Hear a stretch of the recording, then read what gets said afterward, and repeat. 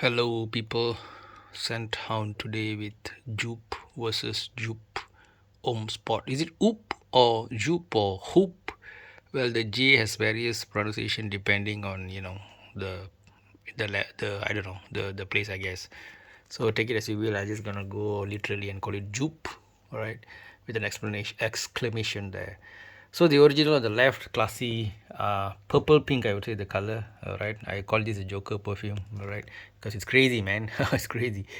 It's got Michelle Almerac, okay, 1989, the original one, the nose, and it's got a melange of notes. You see, those eras, late 80s, early 90s, it's all about throwing in as much notes as you can into a perfume, and it came out well. If you ask me, they were lovely stuff, all right. So basically, it had all these citruses inside there, bergamot, orange blossom, okay, whatever you name it, lots of citruses on top, and then it got all this honey, cinnamon, and what do you call it? Tonka bean, and so it's a lot of, it just threw a lot of things inside there. That's why it's a very powerful, strong perfume. But interestingly enough, it smells unique in its own way. Maybe it's the ratio of the stuff, okay. And then to the right, we've got the so-called more modern version, which has less ingredients. That's one common thread I see in all the perfumes. The newer ones are usually the components is diluted or less ingredients and all those things. And so this does have bergamot and ginger opening, but it adds on a huge dose of mint to it, and then dries down to mid of orange blossom, leather, sea notes, sea salt, and then at the base is the tonka bean, right? So when you look at the two, even if you see the bottle, the original, the left one seemed more solid and more, how to say, authentic, right? This one, the one to the right, is more like blending, more androgynous, and more like a mismatch of stuff, and it has a smell of mismatch smell also. But that's the question: whether a modern, less is more concept of less ingredients, how to say. Blended, not as loud, less projecting, more of a skin scent kind of a version, which is the spot will dethrone the original Joop Homme. That's the question. I mean, that's what they've been trying to do as well, I guess, because they were the common view is that it's a more of an in-your-face perfume, the Joop Homme. So they try to rectify that by sort of tuning it into probably what they expected was a more modern interpretation of it. I believe this is 2016, the Homme Spot version, okay, and the person is Antoine Lai, right, who the nose, okay. So see, recently I was reading about other things like buildings and all that, even cars.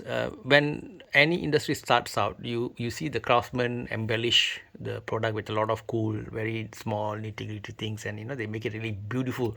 Apparently, the skyscrapers back in the early 1920s and all that, they were embellished lots of these gargoyles and all this gothic stuff and everything. So to make it like very flowery, artistic creation.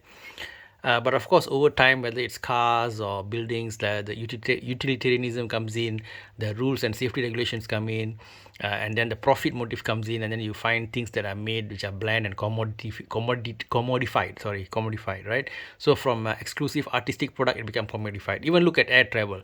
If you look at the picture from the 1950s, 1960s, the elegant air hostesses and the way they present the food to you, it looks very special, and the whole flying is supposed to be a luxurious thing, right? Special thing. So everybody was like, wow, I'm flying. But now that it's become like commodified, airlines are carrying people like sardines to point A, point B, point C. It's become like a very pedestrian kind of an experience. Now, why I'm telling you these long stories because perfumes, to me, I see that a lot. Even if you take a look at the legend of legends, I would call it Acqua di Gio, right? Acqua di Gio, I think every man with his salt knows Acqua di Gio. March recently came out with, I think a few months back, they came out with the black top version, right? Also Acqua di Gio, but I cannot find remember the flanker name of it, but I did get and review it. So to me it was very underwhelming because they just chopped down a lot of the ingredients, and then I don't know what is about already. So the trend always seems to be to chop down on the number of ingredients, and maybe that's a minimalist style that is now, or the cost factor, or whatever it is, or safety regulation, whatever it is. So then, if you ask me which one I love better, of course I love the original better, the original Aquatic better, the original Joop Homme better than the so-called modern interpretation. Or the perfumers have to become more hardworking to find newer notes, that's like that's still safe for people to use, and that still have a reasonable cost and all these, right? Rather than just throwing it out there like that. Okay, so I got big respect for most of the 90s perfumes, the way they put all the ingredients together. I've yet to find a perfume I like with very few ingredients. Got a few, no, not to deny that, especially if the quality is high. I mean, they choose, like, for example, I love this is a female one, but I love it. I love it for the jasmine opening of it. Okay, it's got some tuberose which I'm not so keen on, but the jasmine is strong enough, and I think that's gorgeous. Okay, Gucci Blue. So, yep.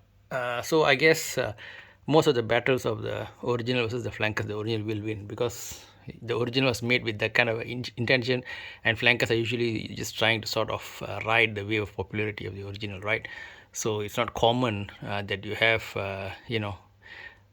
better flankers or better remixes or better part two movies, right? It's a more rare event. So, conclusion of this boxing battle, although the Joop Om is a bit older and slightly shorter child, shorter athlete in this battle, but the Joop Om gives a nice couple of punches to Joop Om's spot, and ironically enough, the athletic one, is the one that loses this battle. I think Joop Om is still in your face, a bit retro themed perfume, but it's great. If I do find myself sometimes, if I'm tired, I like to wear it because it's like sort of blast that smell in your face, and you're like, "Ooh, wake up," like that. Yeah, I don't find myself wearing this out so much, but in the house I do spray it on sometimes. Yeah, I think that's cool. Okay, guys, that's it from Sandtown. See you guys next time. Much love. Bye bye. Smell great always.